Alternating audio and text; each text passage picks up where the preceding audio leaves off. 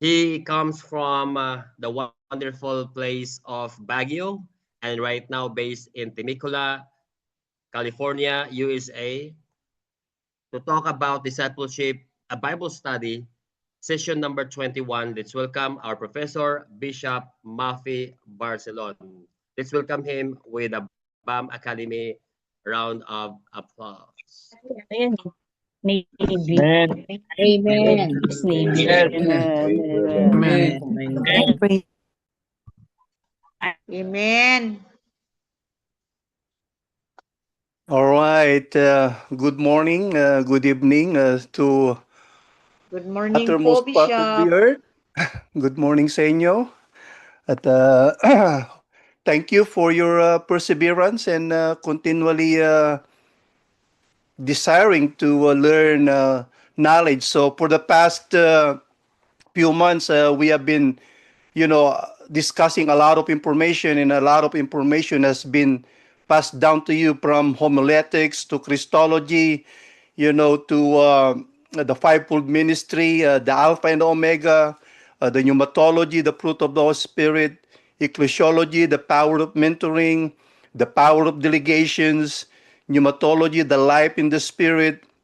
Last week we heard from Bishop Joey, revival in every generation, one verse evangelism. I hope in the Lord that all this information have been brought you some knowledge and tools to your tool bags to be utilized for the furtherance of the ministry of the Lord that He has entrusted to you. Today, I am so humbled by the opportunity to share with you wisdom and knowledge that I gained throughout my over 40 years of the ministry and seminaries and theological schools and so much more. And I hope in the Lord that this will also help you to become effective ministers and leaders of the ministry and the church that the Lord has entrusted to each one of you. So, without much further ado, let's deal with this. This again, this subject matter is not conclusive in nature. This is just like a passing through. Continue to study the scripture like a Berean does. There are so much informations, books, resources that you can avail. I don't know how much expensive in the Philippines, but if you can afford, buy some good study materials, Christian books, use library, and most definitely, I mean, whatever you have learned in this platform in BAM, use it, utilize it. This is for your own good. This is not for the good of the people who are teaching you. We are transferring this knowledge so to equip each and every one of you as the Holy Spirit equip us as well. So lesson number one that we're going to tackle today is the leadership in discipleship in a digital world. In our present situation right now, how has church attendance in the world changed over the past decade? Church attendance across the globe has dramatically shifted over several decades.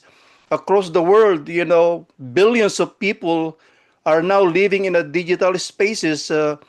This is now has formed an online communities that shape the identity, belief systems, interactions, though digital platforms present kind of like unprecedented opportunities for evangelism. I still wonder why many ministries and churches remain hesitant or ill-equipped to navigate these spaces effectively. Over the past 50 years, the percentage of Christian attending church regularly has steadily decreased. Something that baffled my mind even here, before the pandemic, the church that the Lord entrusted to me, we are thriving so good. Then after pandemic, it's so hard now to, the attendance of the church have dramatically, decreased. So the percentage of Christian attending church regularly has steadily decreased. According to the Gallup in 2024 research, fewer than half of Christian adults, young adults, and youth now belong to a church. Okay, this is a profound what you call this, a cultural shift. As church attendance was uh, a cultural or a cornerstone of Christian life, the decline of church attendance signals that fewer people are attending church on Sundays, and also fewer in-person Bible studies or even online Bible studies. This is the responsibility of a pastor. Being a pastor, being a leader of your respective church, you need to become, we all need to become innovative, a visionary. We need to improvise in order to equip the members that we are pastoring. Many people who were once regular churchgoer now identify as spiritual but not religious, or even, worse, is spiritual dropouts, because no one making a follow-up on them. They are only good for Sunday services, and after that, they cease, and then until Sundays again. So here, many have opted for alternative form of spiritual practice, such as online communities, private meditation, or secular engagement with social issues. The rise of these alternatives is most prominent among younger generations. Bench research in 2024 suggests that 3 out of 10 Christians are no longer regularly attending or attend group Bible study sessions, either in person or, through digital age. Is so appalling. So as we look towards 2026 and beyond, we recognize that global evangelism in the digital era is undergoing blinking change. Just as previous generation, harness a technological advancement from the printing press to radio and television to amplify the gospel, the digital age presents an unprecedented mission frontier. According to the Lausanne movement in 2010, they said new opportunities for global mission through advances in technology and communication, recognizing the potential to reach every person with the message of Christ, and I quote. Okay? So this moment in history demands boldness, wisdom, and in a spirit of collaboration, as the church leadership alongside digital innovators and mission practitioners discerns how best to proclaim Christ in a world increasingly shaped by digital engagement. The Bible doesn't directly mention any modern technology like computers or the internet if you read from Genesis to Revelation, as there were not concepts during its writings. However, in a biblical principle can be applied to how we think about and use technology today. Verses like Daniel chapter 12 verse 4, but you, Daniel, shut up the words and seal the book until the time of the end. Many shall run to and fro, and knowledge shall increase. And during their time, there are no airplanes, no technology, and now in our present days, we got so much, powerful machines and everything. These are knowledge in itself, which speaks of increased knowledge and people traveling to and fro. Like a prime example, look at Bishop Hart. He is traveling to and fro, to preach the gospel, advertise BAM and everything, and whatever the Lord, and even the rest of us, just like us, we travel, year to year, are sometimes interpreted in light of modern technology. But as Tofflers observed, there certainly has been an exponential increase of technology, and it appears to be gaining ground even more quickly. So what does the Bible have to say on this matter? Let's take a look at the text in question in Daniel 12:4. But thou, O Daniel, shut up the words and seal the book even to the time of the end. So many shall run to and fro, and knowledge shall be increased. And this is now where we are right now. The knowledge is continually increasing, and I don't know how much further by these geniuses can create. Can they still improve our technology today? Maybe so. They are even creating right now a chip that will be embedded to every human being.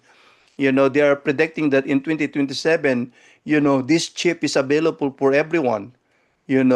So Daniel was told that the meaning of his prophecy would be sealed until the time of his fulfillment was near. So the majority of the Bible scholars through the ages have understood, the last two phrases to reference the prophecy itself. Just like, Jamieson, Fawcett, and Brown's, critical commentary that was published in 1871 identified the meaning as scrutinizing every page to discover God's purpose in the events foretold.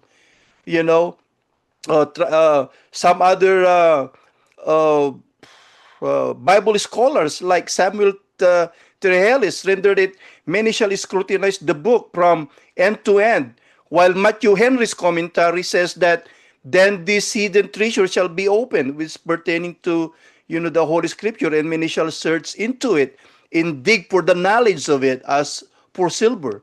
So they shall run to and fro to inquire out copies of the Scripture of it, shall collect them and see that they be true and authentic. They shall read it over and over, shall meditate upon it, and run over it in their minds. So ultimately, the Bible encourages wise and responsible use of any tool, including technology for God's glory and the benefit of others. So God here isn't a hardliner when it comes to using technology to further his purpose and plans. In other words, God isn't entirely for or against technology. Okay? But this doesn't mean that God is okay with whatever or however we decide to use technology. No. He calls us to use technology for his glory and our good. First Corinthians. I mean, those of you reading the scripture, you should know this. First Corinthians chapter 10, verse 31, it says there that whatever we do is either we eat or drink, we have to do it for the glory of God, not for the destruction of his creations or people. So I understand what you call this. There are discussions surrounding the pros and cons of different types of communication technology. So most notably today, the influence of social media, regardless of what you think or what we all think about the impact of social media, here's what you need to know about the church's use of technology throughout history. Many passages of scripture refer to what will happen at the end of the ages in the slide, but no other passages seems to deal with increasing knowledge or technology as a sign of us or a sign of the age. A greater sign is the advancement of the gospel which Jesus spoke in Matthew 24 verse 14. It says, "In this gospel of the kingdom will be preached in all the world as a witness to all the nations, and then the end will come."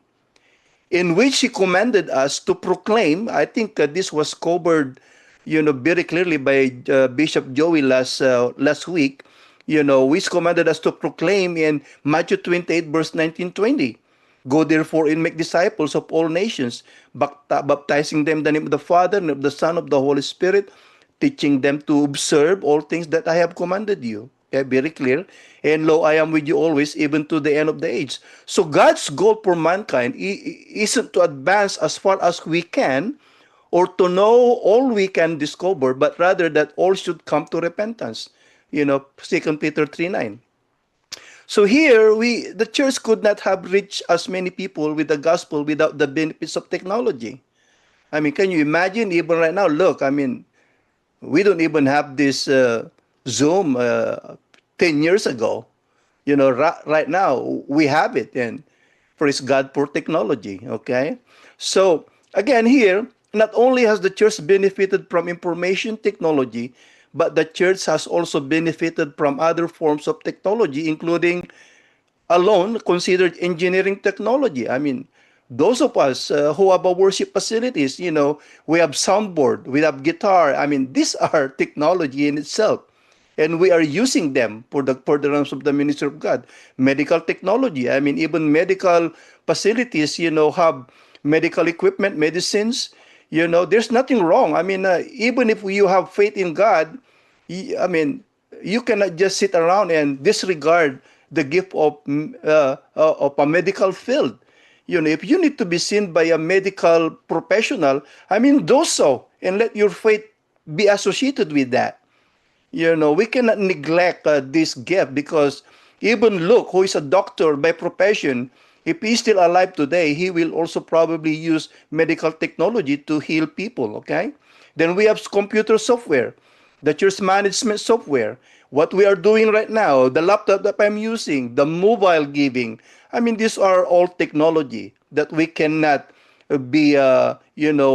close our eyes on it. Transportation, we have cars, airplanes. I mean, how can we travel back and forth, by air, by land, or by sea without this technology? So today, from social media and the internet, there's an explosion of new innovative communication tools your church can use to connect with people.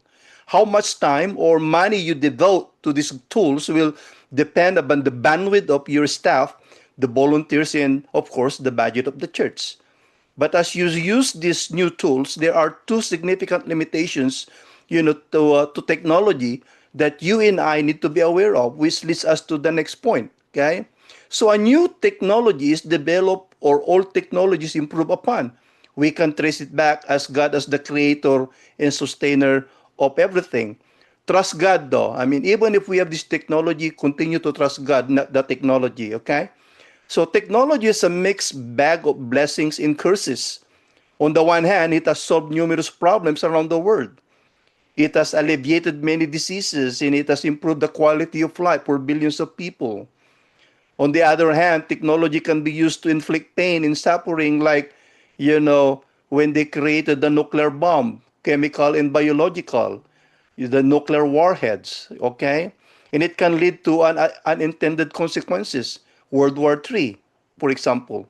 But here's the deal. Technology must be redeemed for the glory of God. Your good in the good of others, in the good and effectiveness of the church that you are pastoring.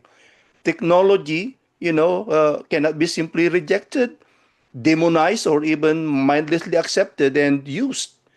For your technological usage, we need to do a careful discernment, and with an open hand, knowing that technology is not the solution to every problem. God is still the main source of solution, but it is a vehicle to share the gospel and do good for others. So the call to make disciples of all nations remains unchanged. Matthew 28, verse 19-20. But the means through which this call is fulfilled will adapt. Digital platforms, artificial intelligence, and virtual spaces are no longer just communication tools. They are mission fields and represent what, South African missiologist David Bosch termed as a paradigm shift, and I quote, "The impact could be staggering if the church embraces this digital space as integral to our mission rather than supplemental or secondary." So again, church, friends, and brethren, to move toward this prepared future, collaboration will be the key. Leaders and church leadership should collaborate together. Okay, ministries, churches, and digital innovators must work together. Those of you who have church members that are intelligent and they are computer savvy, I am not a computer savvy, so use them, leveraging technology while remaining deeply rooted in biblical truth in community. As we imagine this future, we do so with the conviction that just as in every generation before, God is at work preparing the church to reach the world in ways that that reflect both the urgency and faithfulness of His mission. Again, I say that therefore, a future is envisioned where digital evangelism and discipleship are not only embraced but kind of like fully woven into the fabric of church life. And this is your responsibility as a church leaders.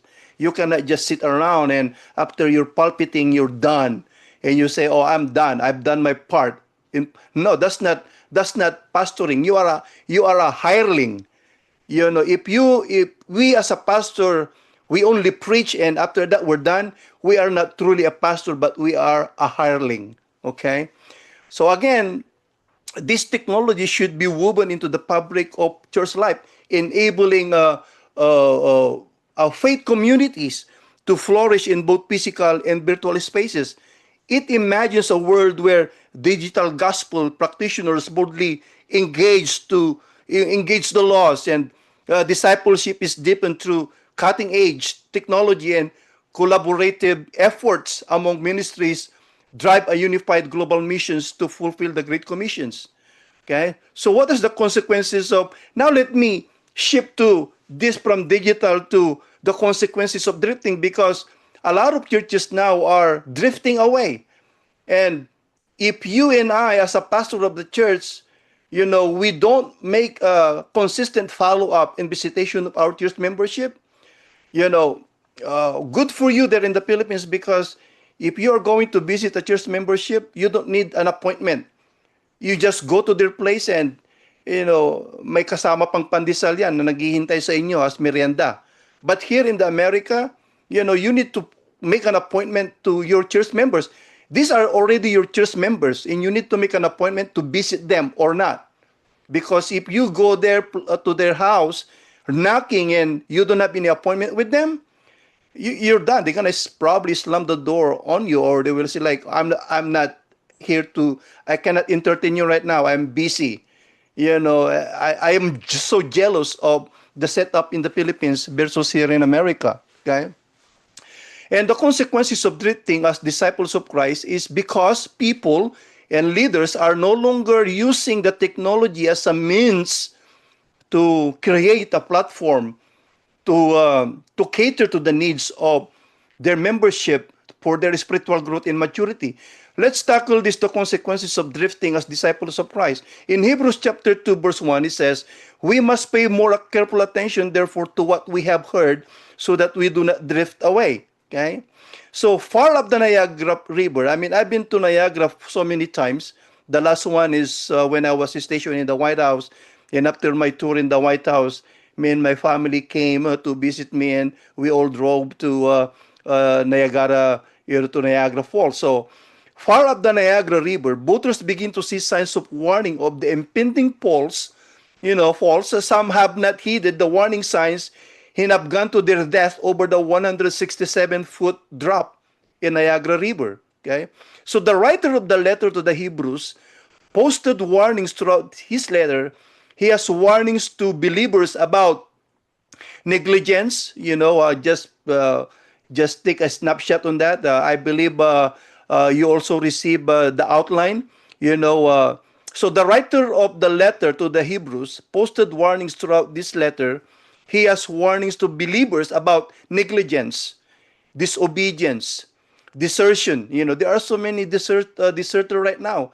After the Sunday service, they're done, and you cannot see them again until the next Sunday. And what happened from Monday to Saturday? And what is the leadership doing? What is the pastor doing? What is the assistant pastor doing? What is the ministry leaders doing? Do we just let those days pass by without making an effort and making a follow-up on them? No wonder. There are so many deserters spiritually. I call them spiritual dropouts. Okay? Rebellion, worldliness. The world is very enticing. Yeah, it has its own ways to, pull every believers back to the world, being worldlings. Okay, and then there are, also warning of unwillingness to listen to God. Okay, and many people today, they are even not willing to listen to a good advice and counsel to their pastors. There are people that doesn't like to submit to the leadership of their pastors. They want to overrule, and they want to dominate the pastor. There are some churches I know that they want to dictate what the pastor needs to preach. Me, I always tell the church membership, every time I preach, I always tell them that I'm not here to preach what you want to hear. I'm here to preach what God wants you to hear. Every pastor should do that. That you go to church, preach what God wants the church needs to hear, not what your church members needs to hear. You become, you will misrepresent God doing that. Do not be afraid to speak the truth.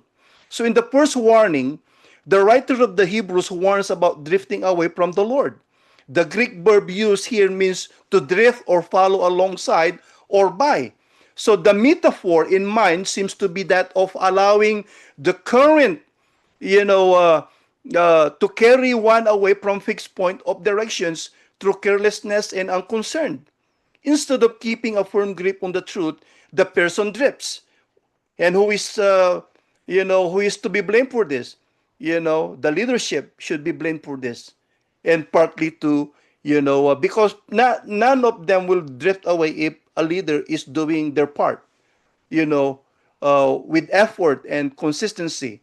So, the reality of drifting. The writer of Hebrews began with possibility of God's people drifting. He said, so that we do not drift away.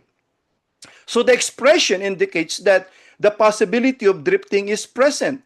The possibility of drifting may be seen in Bible characters like Lot pitched his tent toward Sodom and he was sucked inside Sodom and Gomorrah. Praise God, because God took him out even before God destroyed Sodom and Gomorrah. He allowed the secularity of Sodom to influence him and his family. Samson drifted in his relations with Delilah. He allowed himself to drift gradually into the thought patterns of pagans. David was a man after God's own heart, but in a moment of pleasure, his heart drifted with lust toward Bathsheba. Peter did not mean to deny the Lord. His denial of Jesus came as a result of drifting away from commitment to Christ. Drifting is a possibility to any Christian life, including me as a pastor. Even Paul one time says in 1 Corinthians that even after we preach, be careful because you yourself will be disqualified. So no Christian has the premeditated intention of going away from the Lord. It sneaks up on a person covertly. So the reason for drifting, the writer of the letter of the Hebrews diagnosed the cause of drifting as neglect. Neglect of who? This is the neglect of the leaders of the church and the neglect of the Christian itself. So the believers were neglecting their great salvation experience in Christ. And this neglect caused them to drift. We as pastors, I have experienced back then, one of my pastor, back then, when I told him, Pastor, you need to follow up the members of the church. You are called to these reasons. You are called to this responsibility to make a follow-up. And you know what the pastor told me? Oh, that's not my forte. You know what? My blood start boiling. I start to begin having righteous indignation. For hearing is not my forte. And I said, so what is your forte?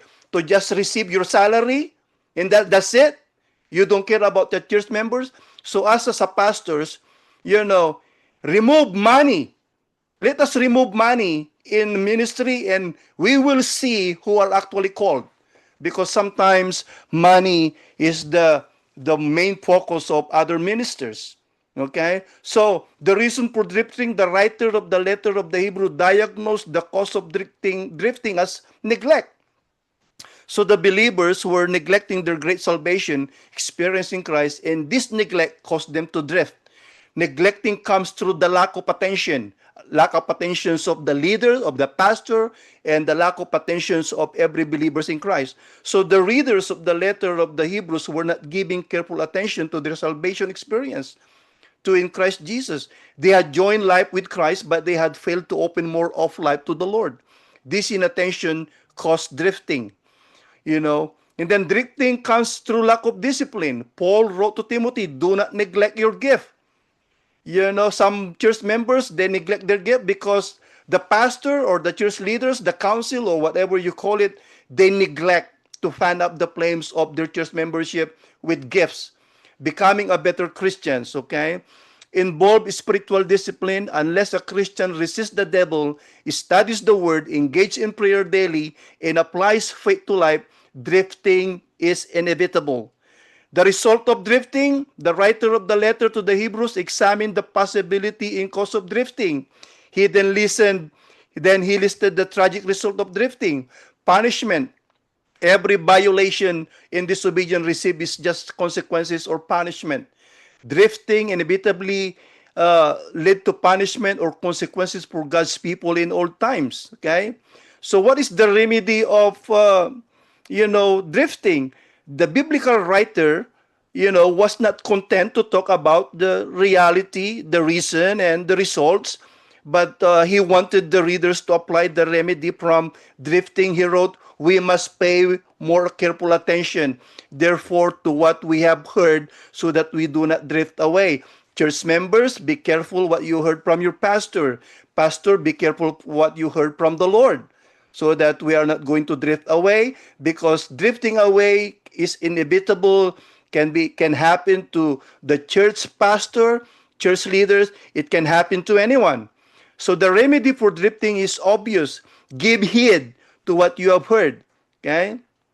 So let us see the embracing the digital age. So how are we going to help our church members to embrace the digital age?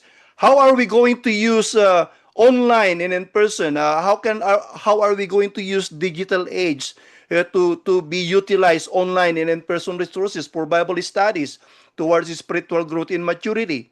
One of the most significant advantages of the digital age is the abundance of online resources available at our fingertips. Utilizing these resources can significantly enhance the discipleship experience of the church that you are pastoring. Online Bible studies, podcasts, devotionals, and webinars can all be accessed anytime, anywhere, making it easier for individuals to engage in discipleship at their own pace and their own space. Me, as a pastor of the church that the Lord entrusted to me here in U.S., I'm making every avenues, from Monday to Tuesday to Thursday. I'm creating, avenues to cater to the needs of my people. Uh, there are people that cannot attend Bible studies in person because they are working.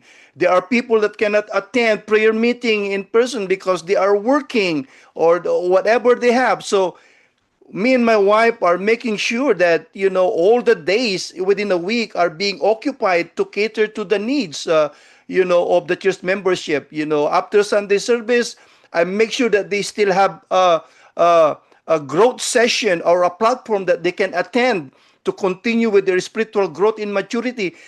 Are we tired? Yes, of course we are tired. So many times we wake up 4 o'clock in the morning to cater to the church membership of LOCCF in the Philippines.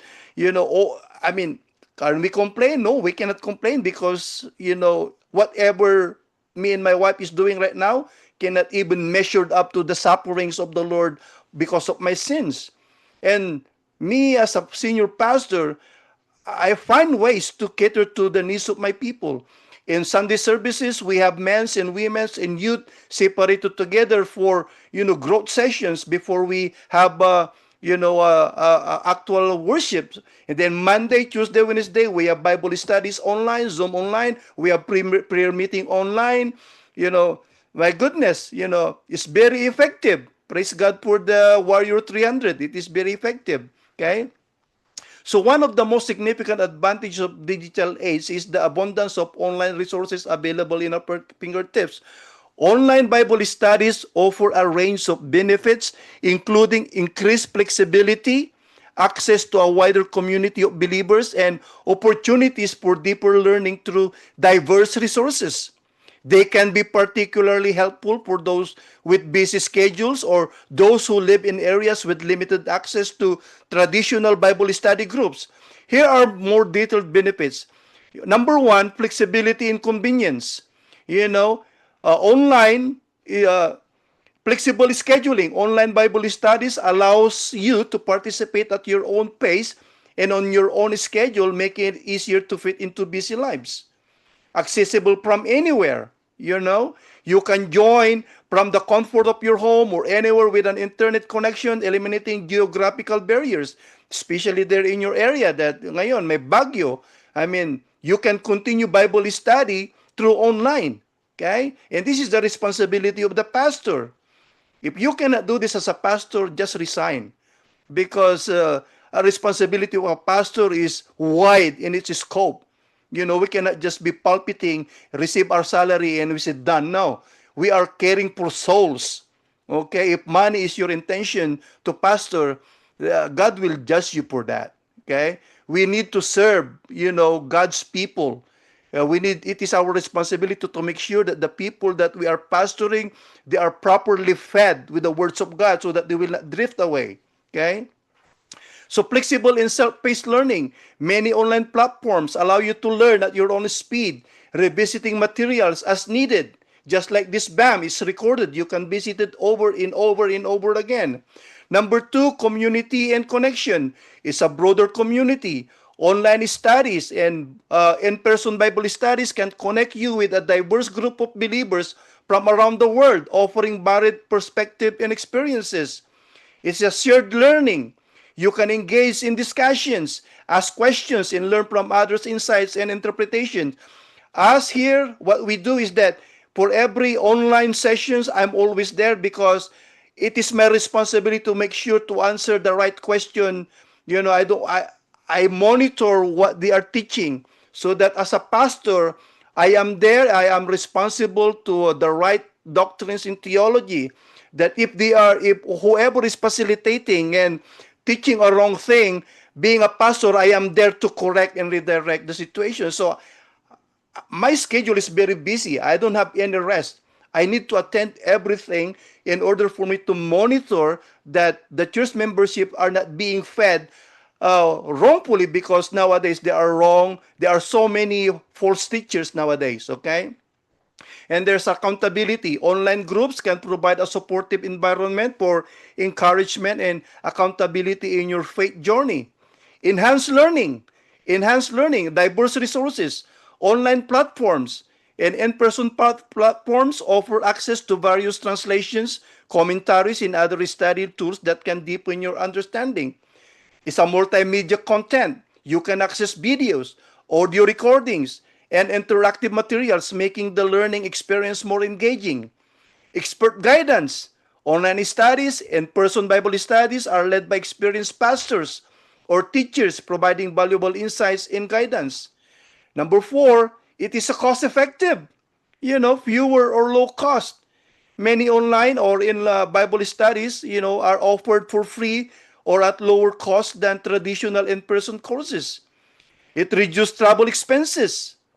Eliminating the need to travel for travel can save your money or transportation and other related costs. Then last but not the least, deeper engagement, personal reflections, online studies, as well as in-person Bible studies encourage personal reflections and applications of biblical principles to your life. Confessional freedom. You can share your thoughts and beliefs in a safe and comfortable environment. And there's also continued consistent spiritual growth. By engaging with God's word and connecting with others, you can deepen your faith and grow close to God. So here, church, as a pastors and ministry leaders, let us be consistent. Let us not just be content of preaching the gospel on Sunday by Sundays, and then we don't care about our church membership. It is our responsibility, church leaders, pastors, senior pastors, whoever and whatever our, positional, conditions, or whatever our, calling upon the Lord. Let us make this seriously, because everything or every one of us is accountable to the Lord. Do not take your leadership lightly. Do not just stand there in the pulpit. Let us not stand in the pulpit just for the sake of receiving our salary, love gifts, and everything. If that is our purpose, to stand in the pulpit to just receive money day after day, Sunday after Sunday, month by month, without, passion for the lost souls, then I think we are in a wrong calling.